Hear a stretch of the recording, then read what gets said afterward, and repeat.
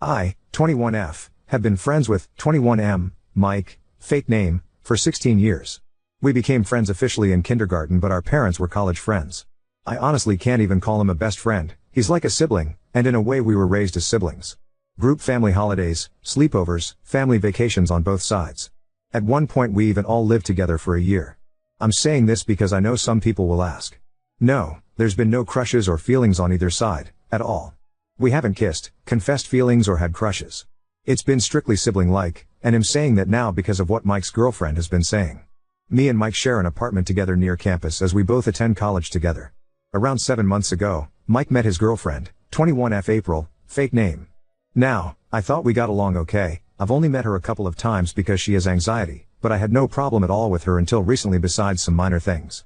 Sometimes, she would interject when Mike would call me his sister. It wasn't always, but normally like, well, technically you aren't siblings, which is 100% true, but it's how we viewed each other since we were kids. So almost a month ago, my class got cancelled, so I came home early. I walk in and right on the couch is Mike and April having sex. I scream, run to my room and frantically yell at Mike via text. He apologized, said he thought I would be gone longer. I made him clean the couch. All good, right? No, April for some reason got upset, and felt that, her words, I did that on purpose, despite it never happening before, and that it was inappropriate of me to walk in on them. Again, this was in the living room, absolutely disgusting in my opinion, but I moved on. Because it's not a big deal, embarrassing, but nothing crazy.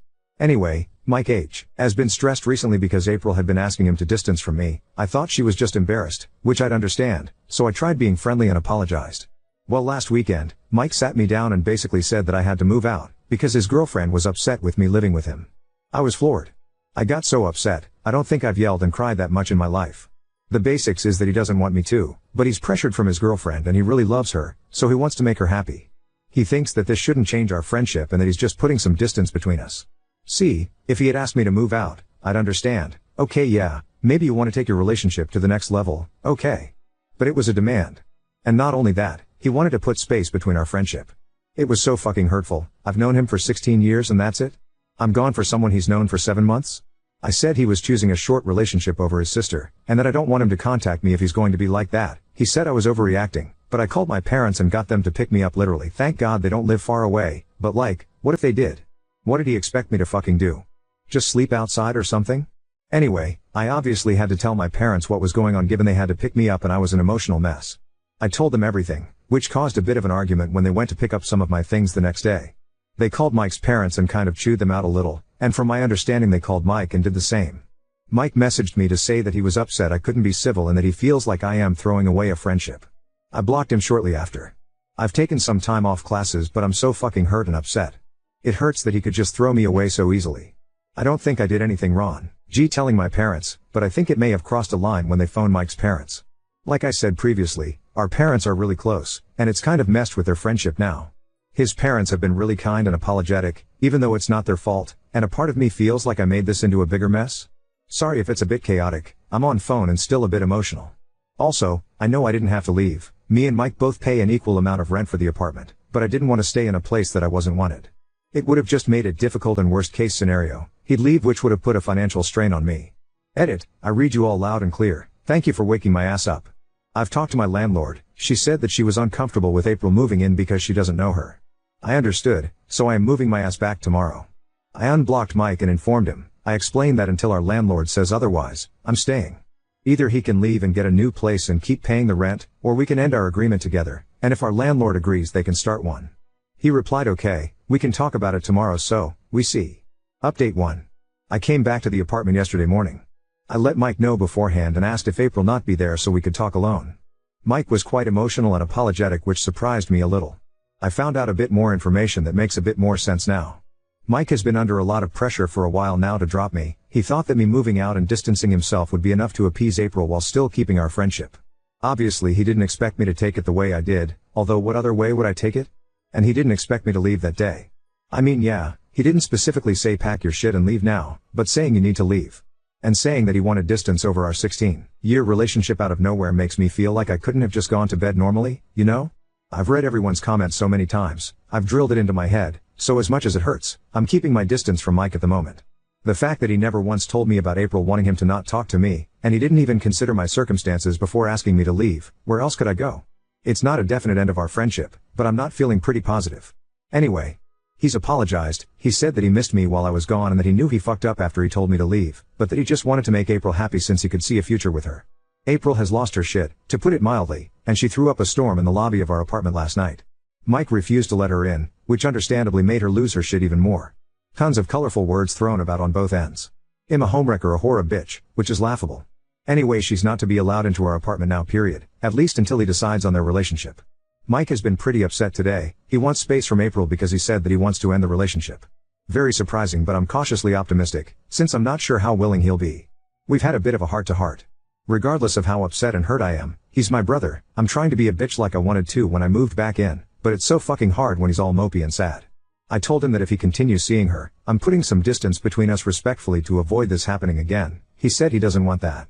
I talked with my landlord before moving back. She didn't want April moving in as she doesn't know her. She was a bit upset that this situation was happening as she didn't want drama, which I understand. I've moved back and I've discussed the lease with Mike.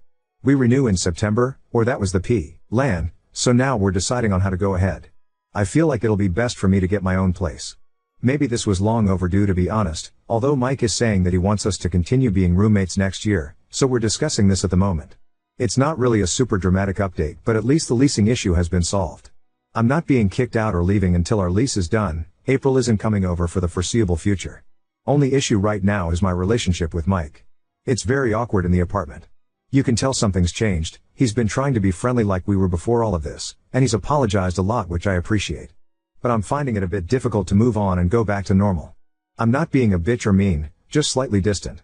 Update 2. First off, let's talk about Mike and April. After her blow up in our lobby, and subsequent banshee impersonation outside our apartment, Mike officially ended things with her about 2 weeks ago. The breakup was messy, as you can imagine. April didn't take it well and kept trying to contact him. She even attempted to guilt him into giving their relationship one more chance by claiming I was manipulating him. I'll admit, that stung more than it should have.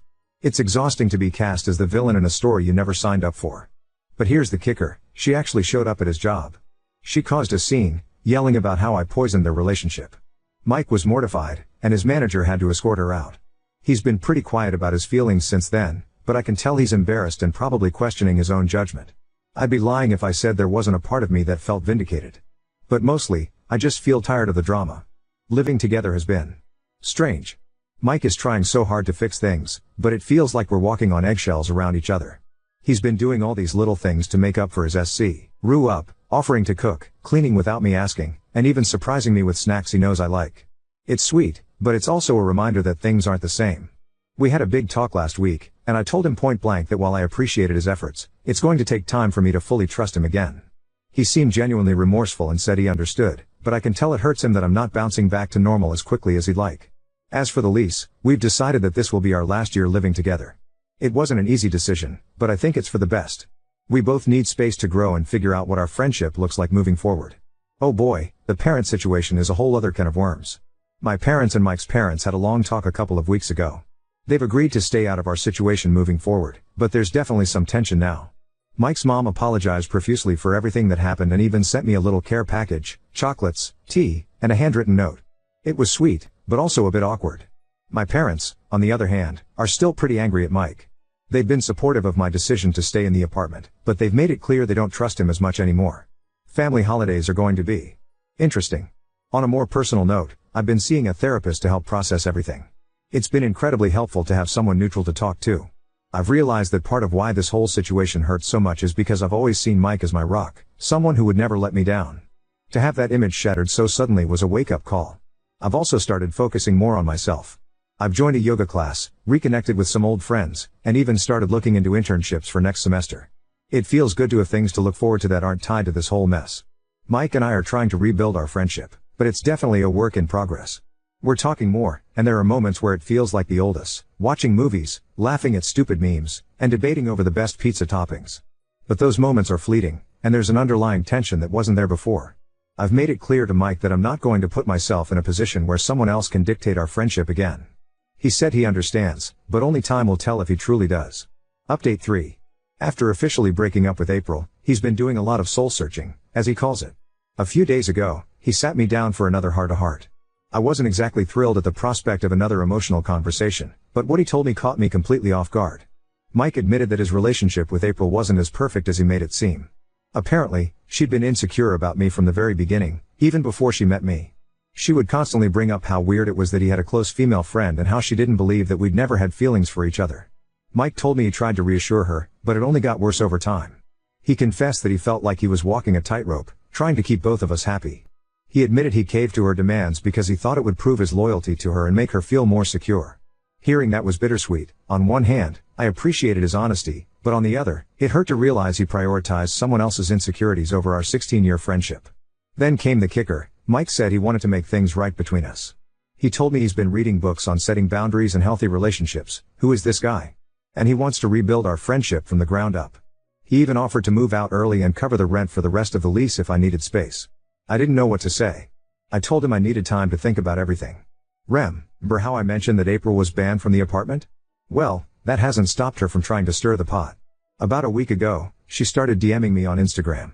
At first, it was your typical passive-aggressive nonsense. Things like, I hope you're happy ruining people's lives and you'll never find someone who loves you the way Mike loved me. Real mean girls energy. I ignored her, but then she started sending screenshots of old messages between her and Mike, trying to prove that he never really cared about me. It was so bizarre and desperate that I actually laughed out loud. I didn't respond, but I did show them to Mike, who immediately blocked her on everything and threatened legal action if she didn't leave me alone. The cherry on top? April posted a cryptic rant on Facebook, because of course she did, about fake friends and manipulative girls. I've had mutual friends reach out to ask what happened, and while I've tried to keep it vague, I'm sure the full story will come out eventually. The awkwardness between Mike and me hasn't completely disappeared, but there have been some surprising moments of levity. For instance, Mike accidentally set off the fire alarm while trying to cook an apology dinner for me. He swore up and down that he was making a fancy pasta dish, but whatever it was looked like a crime against Italian cuisine. We ended up ordering takeout and laughing about it, which felt like a tiny step toward normalcy. That said, I've been actively looking for a new place. I've toured a few apartments near campus, and there's one I'm seriously considering. It's a little pricey, but I think having my own space would be worth it. Mike has been supportive, even offering to help me move when the time comes. Oh, and the parent drama? That's still simmering. Mike's parents came over last weekend to check in on him, grill him about his life choices. I wasn't planning on being around for that, but I accidentally walked in during what can only be described as a full-blown intervention. His mom was crying, his dad was pacing, and Mike looked like he wanted the earth to swallow him whole. They were upset that he let his relationship with April spiral so far out of control and jeopardize not only our friendship but also the close bond between our families. I felt like an intruder, so I awkwardly excused myself and went to a friend's place for the evening. Mike told me later that his parents are pressuring him to attend therapy to work on himself. I didn't say it out loud, but I kind of agree with them. Despite everything, I can see glimmers of the old Mike, the goofy, reliable guy who was basically my brother. We've started doing small things together again, like watching movies and playing video games, but it's different now. There's a cautiousness that wasn't there before, like we're both afraid of saying or doing the wrong thing. I don't know if our friendship will ever fully recover, but I'm starting to think that's okay. People grow, and sometimes relationships need to evolve to survive. Now on to second story. Decided to confront the dilemma of exposing our toddler to second-hand smoke or facing family outrage over declining Thanksgiving. My husband, 28 male, and I, 27F, have been invited to his aunt and uncle's house for Thanksgiving this year, along with my father-in-law's, FIL, immediate family. The uncle is Phil's brother, to help connect things. My husband's parents are divorced, so the holidays consist of mostly stress, running around to everyone's celebration and, without a doubt, someone being upset they didn't get enough time. Add that to now having our first child, 16 Mo, that everyone wants to see and celebrate with, and we've got ourselves a pretty large shit show. That being said, we've been invited to go to his uncle's for Thanksgiving this year and they live out of state. This eliminates the requirement of running around, which my husband really hates, so that alone makes want to go. However, his aunt and uncle smoke cigarettes in their house. We went for Thanksgiving 2 years ago, while I was pregnant, and they were smoking while sitting right next to me. To those who may be thinking maybe they didn't know, we told them in September when we found out, and I was almost 20 weeks and showing at Thanksgiving. So they knew. Anyway, we've previously mentioned the smoking to Phil, who has been the one communicating between us and the uncle, and he said that they wouldn't smoke around said child. For those who know, and maybe those that don't, being in a different room doesn't negate being affected by the smoke. It makes everything smell like cigarettes. You can still be inhaling it. I personally get heinous migraines from it, and the science is in. We know it's extremely harmful for children. So it's not great, and we don't want to put our child in that kind of environment. We don't feel like we can ask them to smoke outside though. It will likely cause an issue given that any previous request for accommodations, such as asking to be able to spend time with my family and miss some of their celebration, resulted in toxic conflict. We also feel it may be disrespectful to ask them to change how they operate in their own home. I've always been taught that you should accommodate the guests you invite into your space and therefore feel that we should be able to ask this of them. Especially since we're asking with the health of our child in mind and not because we just want to be difficult. I feel I should also add that, respectfully declining the invitation in the interest of the health of our child will likely also not go over smoothly. Any invitation, big or small, that we have declined previously, regardless of the reason, has been met with hostility. It usually consists of both aggressive verbal conflicts and emotional manipulation. So it feels a bit like, unless we just shut up and go, we're screwed no matter what we do. Update 1. Eve found it really helpful and some have even been educational. Sometimes going to your friends who will always take your side just isn't enough, so it's nice to know that there are many strangers who think we're not insane. So thank you. Second, I asked my parents' opinion on the situation in the interest of ensuring I didn't misunderstand the lesson I learned in childhood. i.e., accommodate the guests you invite into your space. Essentially, they said the same thing the rest of you did. We can't demand that they do anything within their own home, and we definitely can't ask upon arriving on their doorstep. Which was never the plan. Some of you commented that we were well within our right to ask, as long as we did so in advance. I should have clarified that that was our intention, which is why we're asking now. Third, I asked my brother's opinion as well because he's really good at looking at situations from all sides and providing an unbiased opinion. Again, he said the same things you all did. So that makes us feel better as well. Lastly, there were many of you who said we need to grow backbones or be adults, etc. While you are correct and we agree, the development of backbones is a current work in progress. The toxicity and manipulation that occurs with this side of his family in particular is a fairly recent revelation for the both of us. Our eyes were not open to this behavior until I was pregnant and our priorities shifted from appeasing the said child. So we're still in the process of learning to identify the manipulation, as it is ever changing as we continue to be resistant, and how to handle the situation. While I am well versed in dealing with toxic family members and their tantrums, thanks Mom, my husband is not. We, unfortunately, cannot just turn off all 25 plus years of training he received to appease and pacify them and instantly be good at putting our foot down. We're getting there, hubby's in therapy and it's helping a lot, but the holidays are especially difficult, so we needed a little extra help. Update 2. It really helps to know that our choices are correct when we're constantly told we're in the wrong. Second, hubby called them on Tuesday. It was supposed to have been a team effort. Him tackling these things alone has led them to believe that he's just parroting my words and not that we make these decisions together. Thus aiding and painting me as the bad guy. This was discussed and remedied. Anywho, hubby called and stated we would love to come and see you for the holidays, but we don't want to put our kid in that kind of environment and expose him to those kinds of things. We know that that's how you choose to live your life, so we're going to respect that and politely say no, thank you. They then returned with an offer not to smoke in the house and to deep clean before we arrived. Honestly, we're absolutely floored. Never in a million years did we think they would offer that, let alone do so without conflict or resistance. While I'm sure there will be things said behind our backs or dirty looks shared while we're not in the room, we don't really care. If it's not important enough to say to my face, I don't need to know about it. At least dirty looks won't give my kid diseases. We'll see if that actually do like they said. Update 3. Well everybody, I know it's been a while. To recap, we spent Thanksgiving out of state with my husband's family. The hosts smoke in their house and had agreed, prior to the event, not to smoke in the house so as to not expose our child to it. Drumroll please, they didn't smoke in the house. They actually were incredibly considerate, respected anything we asked regarding our kiddo and said kiddo had so much fun. Sorry it's not much of a dramatic finale, but yay for positive outcomes and, more importantly, protecting the health and well-being of children. Thanks for tuning in. Until next time. I'm glad your kiddo had fun and that the smoking was a non-issue.